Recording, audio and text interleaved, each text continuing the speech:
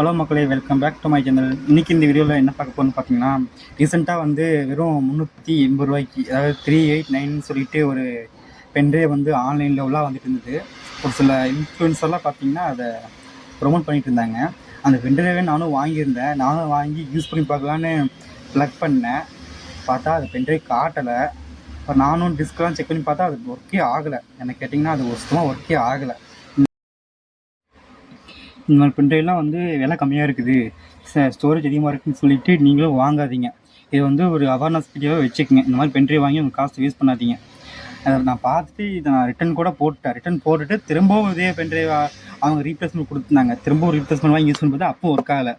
கடைசியாக திரும்பவும் கஸ்டமர் கூப்பிட்டு இந்த மாதிரி பேசும்போது அவங்க நீங்கள் ரீஃபண்ட் வாங்கிக்கோங்க, நாங்கள் பொருள் ரிட்டன் எடுத்துக்கணும்னு சொல்லிட்டாங்க. நான் எப்படியும் ரீஃபண்ட் வாங்கிட்டேன். நீங்கள் வந்து எப்படியோ இந்த மாதிரி வாங்கி ஏமாறாதீங்க. ஏன்னா ஒரு சில பேர் ரேட் கம்மியாக இருக்குது அப்படின்னு சொல்லி வாங்கிடுறாங்க. ஆனால் வாங்கி யூஸ் பண்ணி பார்த்தா வந்து அது ஒன்றுமே இல்லை. அது கம்பெனி பேருமே பார்த்தீங்கன்னா சரியாக இல்லை. அது ஹெச்பினே ஃபஸ்ட்டு ஹெச்பியோட ஒரிஜினல் பென்ட்ரைவ் எனக்கு கிடையாது, நான் தெரியும். ஃபஸ்ட் இருந்தாலும் ஒரு செக் பண்ணி போடலாம் அப்படின்ட்டு தான் இந்த வீடியோ.